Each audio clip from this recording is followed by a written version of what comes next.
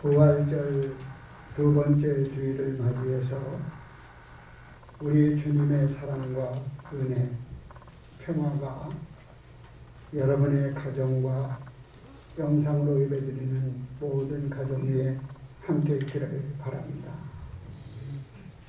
우리의 주변 환경은 예수님을 온전히 믿는 일이 여러 가지 힘들지만 다시금 주님의 부활절을 맞이해서 새로운 희망, 생명의 계절로 접어들었습니다.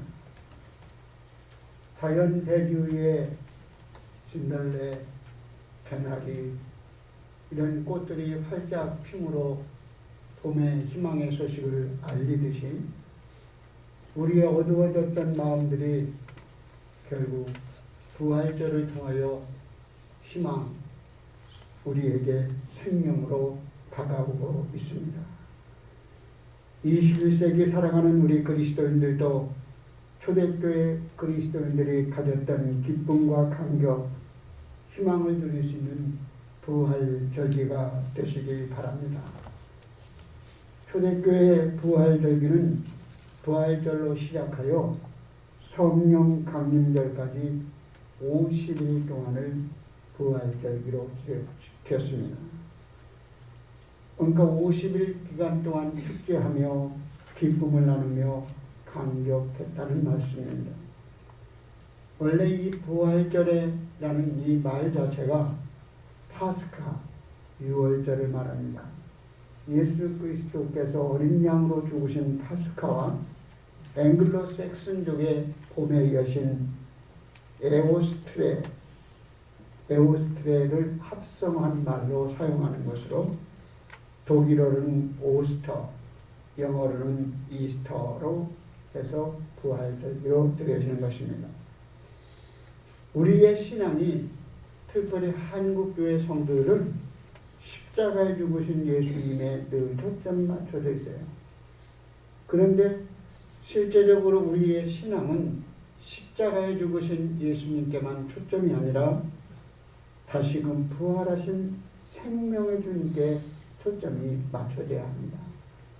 그리할 때 우리는 변화된 삶을 살 수 있고 거듭난 삶을 살아갈 수 있는 것입니다. 로마서 6장 8절에 만일 우리가 그리스도와 함께 죽었으면 또한 그리스도와 함께 살 줄을 믿는다라고 말씀합니다. 우리가 그리스도와 함께 죽었으면 그와 함께 우리도 살아나는 그러한 생명의 삶을 살아가야 합니다. 그러므로 부활하신 예수님의 생명으로 부활의 삶을 살아가는 우리 의정부영락교회 성도님들이 되시기를 바랍니다.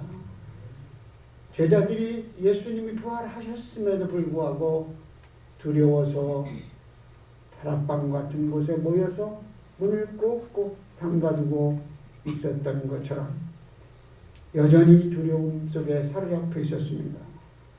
이미 생명의 주님이 죽음을 이기시고 부활하셨음에도 불구하고 죽음에 갇혀서 두려워하는 제자들처럼 부활하신 주님을 생각하는 믿음이 가지고 있다면 우리는 죄와 죽음에 갇혀 살아가는 삶이 아니라 어둠과 절망에 갇혀 살아가는 삶이 아니라 희망과 소망을 가지고 생명의 삶을 살아가야 하는 것입니다. 우리가 예수 그리스도를 하나님의 말씀을 온전히 믿으면 과거의 사건이 현재의 사건이 됩니다. 예수 그리스도를 믿으면 성경 말씀에서 예수님을 만났던 그 사람들의 경험이 나의 경험이 되는 것입니다.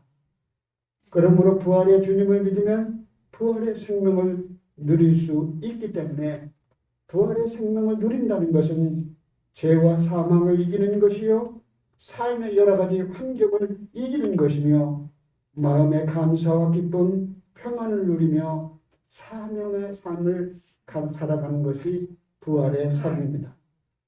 코로나19로 인하여 교회에 나와서 예배드리는 것이 눈치 보이는 시대 앞에 서 있는 우리 교회와 성도들에게 제자들에게 직접 나타나 주셔서 너희에게 평강이 있을지어다 말씀하시 주님이 우리의 위축된 마음속에 주님이 찾아오셔서 너희에게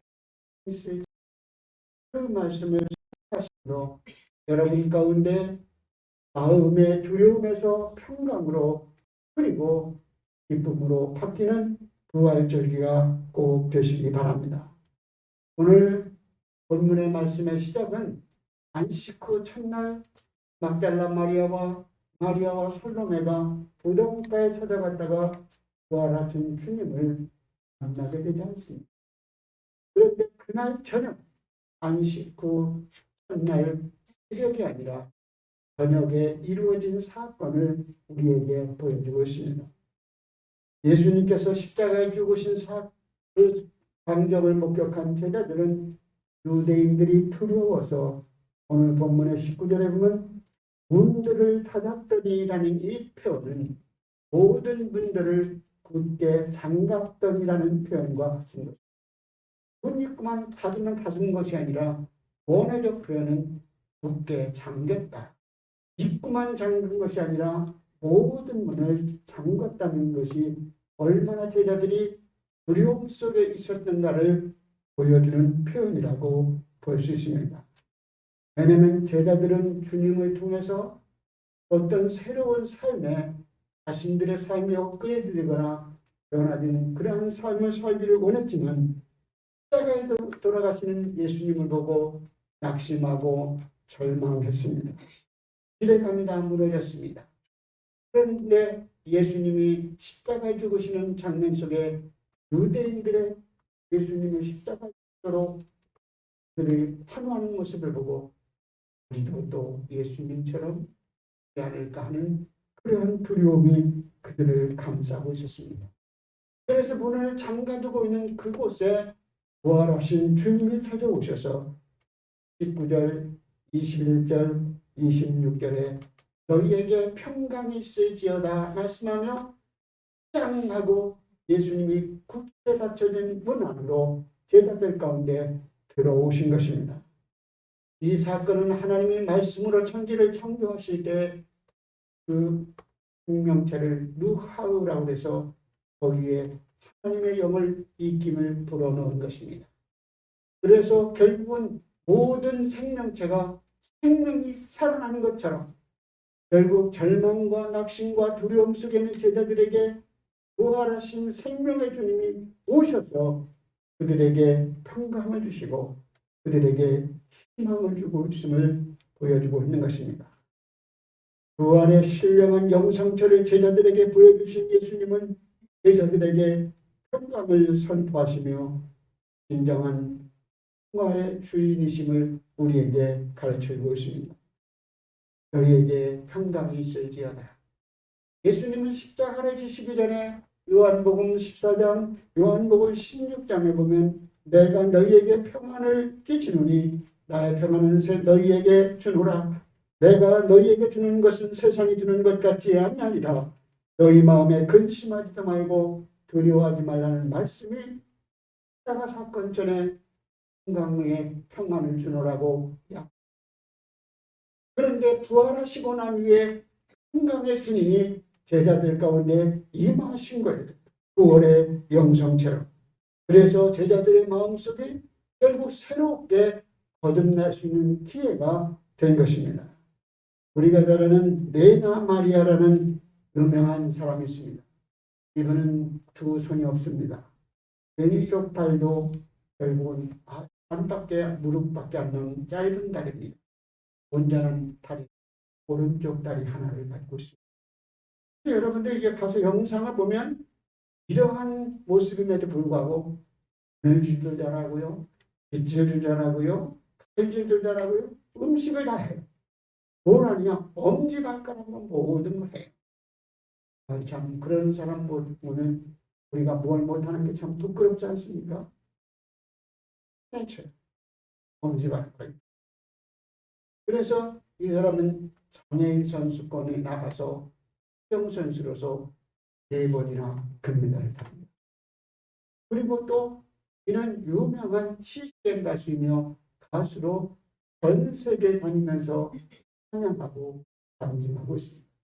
우리나라도 여러분들이 레나 마리아의 어메이징 그레이스 같은 죄인 살리심을 치면 그분의 간증과 그분의 찬양을 들을 수 있습니다.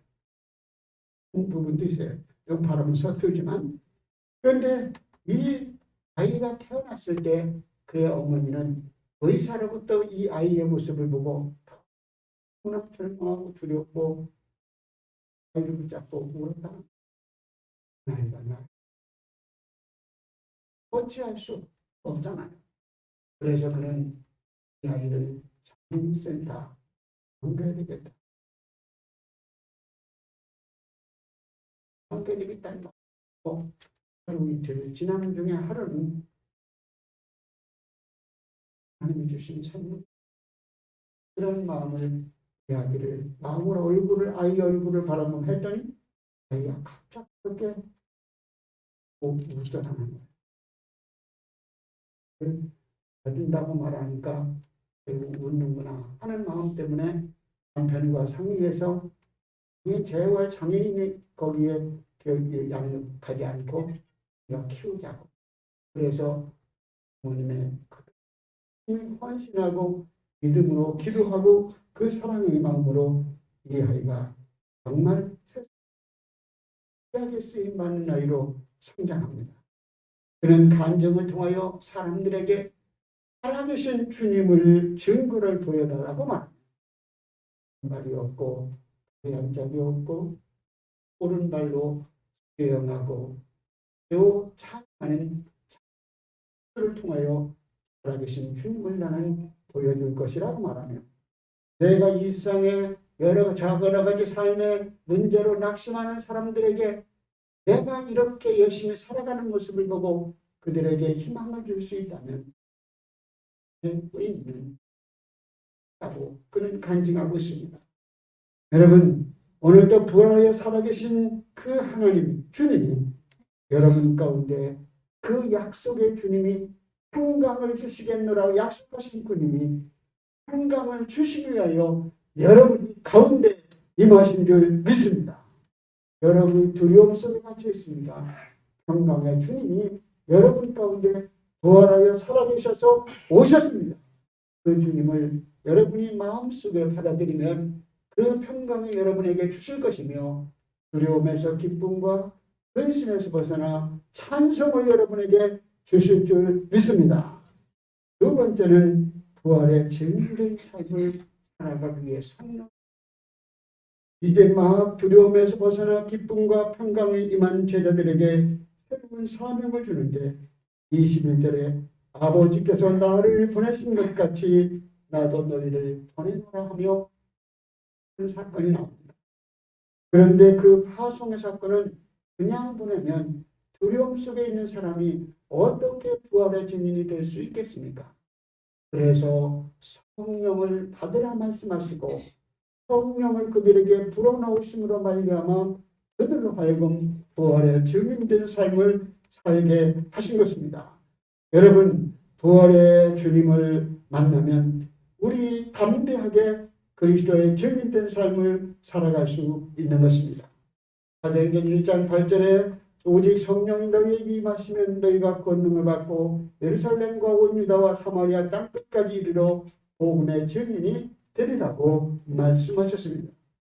성령을 받아야 죄 용서의 확신을 받게 되고 다른 사람의 죄를 용서할 수 있으며 죄사함의 은혜를 담대하게 전하는 새로운 마음과 가치관과 생각을 가질 수 있는 것입니다.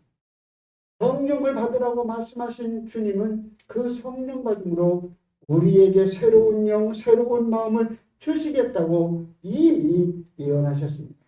에스겔서 36장 26절에 새 영을 너희에게 두고 새 마음을 너희에게 주되 너희 육신에서 굳은 마음을 제하고 부드러운 마음을 줄 것이며 또 내 영을 너희 속에 두고 너희로 내 율례를 행하게 하리니 너희가 내 규례를 지켜 행할지라는 에스겔의 예언의 말씀이 예수 그리스도께서 부활하심으로 이 제자들 가운데 주심으로 성령을 주심으로 그들의 마음의 변화가 일어나게 하고 그들의 가치관의 변화가 일어나게 했고 그들의 생각의 변화가 이루어지도록 회개를 이루고 세례를 받고 제사함을 받고 성령을 선물로 받은 것입니다.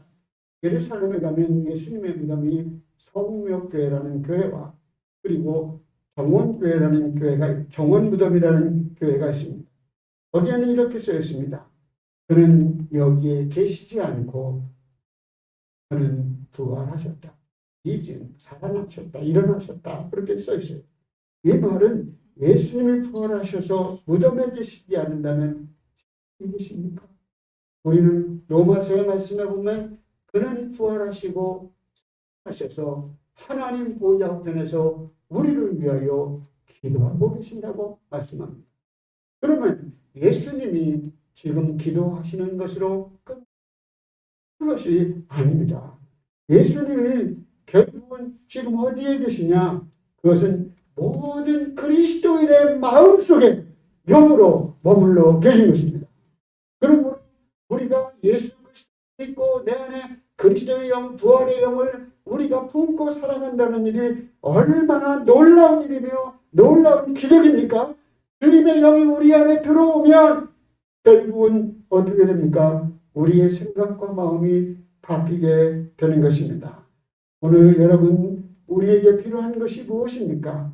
병 고침을 받는 것, 세상에 성공하는 것, 자녀들의 학길, 여러 가지 기도 제목이 있지만 무엇보다도 죽었다 살아나신 부활의 주님이 내 안에 함께 계시면 모든 문제가 해결되고 염려와 근심이 사라지는 줄 믿습니다.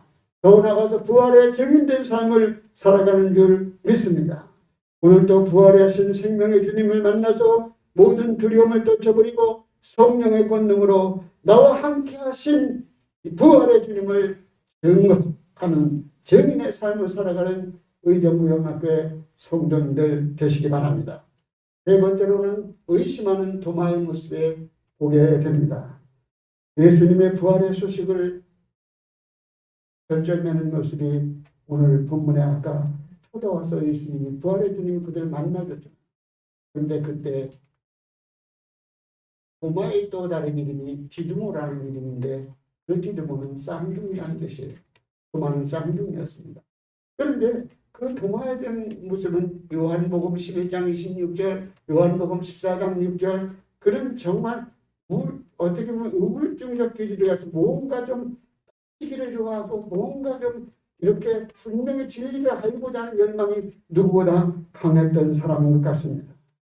그런데 이 도마가 왜 의심해? 너희들 부활의 주님 만났다고?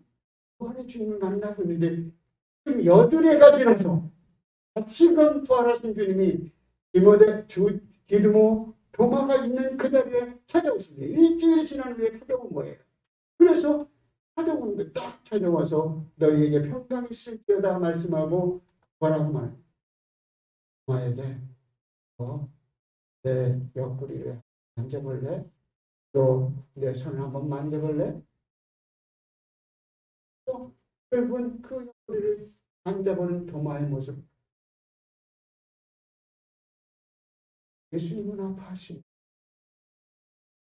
더 깊이 믿고 싶어하는 도마의 모습. 그러나 오늘 본문의 말씀을 자세히 읽어보면 손가락을 만졌다고 하는 표현은 없습니다. 손가락을 넣었다는. 그러나 말씀을 통해서 이 도마는 의심 많은 도마가 결국은 예수님의 그 부활의 주님을 앞에 부러뜨려 나의 주인이시여 나의 하나님이십니다라고 고백하는 거예요. 와, 예수님 어떻게 내가 그 의심을 갖고 있는 것을 옆구리를 만지고 싶고 손톱을 만지고 싶다는 것을 어떻게 하셨나? 제자들이 고자질했나? 이렇게 주님이 오셔서 손 만져보고 옆구리를 만져보라니까 깜짝 놀라요. 그런데 오늘 도마의 의심을 우리는 부정적으로만 생각합니다. 그러나 그렇지 않습니다. 여러분, 도마의 의심은 불신을 위한 의심이 아니라 더 나은 믿음을 갖기 위한 의심이었습니다. 도마의 의심은 부정적인 의심이 아니라 합리적인 의심이었습니다. 주님 확신을 갖고 믿고 싶습니다 라는 마음이 의심을 갖게 한 것입니다. 그래서 의심을 하게 된다 할지라도 우리의 마음속에 하나님을 떠나려는 마음으로 의심을 갖지 말고 하나님을 더 알고 싶습니다라는 마음으로 질문하고 의심하면 그 사람이 주님을 만나는 줄 믿습니다. 오히려 의심하던 사람이 결정적인 확신의 사건을 갖게 되면 누구보다도 믿음이 강하게 됩니다. 사도행전 17장 11절에 보면 데살로니가 교인들보다 베레아 교인들이 간절한 마음으로 하나님의 말씀을 받았다는 이 간절함은 같은 용어입니다. 이 말의 단어는 결국은 의심하는 도마는 예수님을 더 알고 싶어하는 마음, 부활의 주님을 만나고 싶어하는 그 마음 때문에 의심하며 질문하고 그리고 회의 속에서 절망 속에서 한 주간을 지냈던 것 같습니다. 그런 한 주간이 지난 후에 제자들과 도마가 함께 있는 자리에 부활의 주님이 찾아오신 거예요. 흔들리는 도마를 찾아오신 거예요. 그래서 그 의심하던 도마의 열정이 결국은 부활의 주님을 만나게 되고 그래서 결국은 새롭게 변화되어서 그런 인도 그 지역까지 그리고 요즘 학설의 일부에는 우리나라 가야국의 김수로 왕의 세례를 준 사람이 또 애들이 또 주장해요. 그래서 우리 한국까지 왔다 갔다 하는 사람이 그건 신학적으로 증명이 안 됐어요. 그러면 아주 거쳐가면 조그만 이렇게 기념비까지 세워져 있습니다. 그래서 우리가 물고기 표시를 하는 김수라는 인도어로 김수로 아까지 세례를 줬다는 거예요. 그런데 여기서 중요한 것은 결국은 이 도마가 결국은 그러한 구도자로서의 열정과 의심과 유혹과 그리고 모든 것들을 가지고 있을 때 부활의 주님을 만난 거예요. 요한복음은 20장으로 끝납니다. 21장은 들어와 내가 나를 사랑한다. 요한복음의 시작은 그 말씀이 계시니라 하고 시작하고 이 말씀이 결국 예수 그리스도를 믿게 하기 위해서 요한복음이 시작되었다면 오늘 요한복음의 마지막은 내가 이 성경을 기록하는 하나님의 말씀은 결국은 모든 사람이 예수 그리스도를 믿고 그리고 영생을 얻게 하려 하심이라는 요한복음을 기록한 목적을 말씀합니다. 그리고 오늘 여러분들이 알고 30절 말씀에 이렇게 기록되죠. 예수께서 제자들 앞에서 이 책을 기록되지 아니한 다른 표적도 많이 행하였으나 이 표적이라는 단어가 우리는 여러 가지 쓰지만 헬라어는 예수님이 그리스도이심을 나타날 때만 표적이라는 세메이논이라는 단어를 사용합니다. 그러니까 요한복음의 전체적인 기록은 예수 그리스도가 구원자라는 사실을 나타나기 위해 행하신 표적이라는 것을 우리로 하여금 나타나기 위해서 결국 하셨다는 거예요. 그래서 앞에 있는 도마의 의심많은 이 도마의 사건은 결국은 앞으로 모든 사람들이 예수를 믿으면서 겪는 그 갈등의 확신을 주기 위해서 이 도마에게 믿음을 주신 것은 도마의 그 자체의 믿음이 아니라 결국 그 믿음을 주신 분도 예수님이라는 것을 깨닫게 하기 위하여 오늘의 말씀이 기적의 사건은 결국은 부활하신 주님이 의심 많은 도마까지도 주님을 만났으니 누구든지 주님을 만날 수 있다는 것을 우리에게 보여주며 믿음의 주요 온전케 하시는 예수를 바라보자. 믿음을 주시는 분도 주님이시요 우리의 믿음을 온전케 하시는 분도 주님이시니 그 주님을 바라보면 믿는 자에게 영생을 주노라는 이 말씀이 요한복음에 기록된 목적이요 요한복음의 결론인 것입니다. 여러분이 부활의 주님을 만남으로 이미 약속된 그 말씀을 누리시기 바랍니다. 부활의 주님을 만남으로 평강을 기다리는 것이 아닙니다. 언제 평강을 내게 주시나 합니다. 주님이 오셨으니 평강을 누리시기 바랍니다. 언제 성령을 주시나 아닌가. 성령이 임하기를 원하는 것이 아니라 성령을 받은 대로 부활의 증인된 삶을 살아가는 여러분이 되시기 바랍니다. 여러분 예수님을 구원자로 믿는다. 믿어야지가 아니라 예수 그리스도를 구원자로 믿고 영생을 누리는 여러분이 되시기 바랍니다. 이것이 부활의 삶인 것입니다. 부활의 예수 그리스도의 부활이 십자가로 끝나는 것이 아니라 그 고난에 동참한 사람은 부활을 경험하게 되고 부활의 삶으로 변화되고 거듭난 삶을 살아갈 것을 우리에게 말씀해 주고 있습니다. 요즘 한국교회 집단 감염으로 인해서 교회와 교인들이 위축되고 부정적인 이미지를 주고 있는 상황입니다. 그래서 예배드리는 것조차도 눈치가 보이고 죄악시하는 세상이 되어버렸습니다. 그러나 어려운 현실 속에서도 부활하신 주님이 여러분과 함께 하셔서 변화된 부활의 삶, 입술과 삶의 증인되는 여러분이 되시기를 주의 이름으로 축복합니다. 기도드리겠습니다. 자비로우신 하나님 아버지, 부활의 주님 우리 가운데 오셔서 평강을 주시고 성령을 주셔서 온전히 그리스도의 증인된 삶을 살게 하시고 의심하던 마음이 확신을 갖는 마음으로 변화되게 하여 주시옵소서. 그래서 주님이 누구인지를 바로 알고 믿음으로 영원한 생명을 다 누리게 하여 주시옵소서. 우리로 하여금 관념적으로 생각으로 믿는 것이 아니라 부활의 주님을 믿음으로 나도 영원히 살 수 있는 그 부활의 소망 가운데 어떤 삶의 어려운 환경도 믿음으로 이겨나가는 성도들이 되게 하여 주시옵소서. 예수님의 이름으로 기도드립니다. 아멘.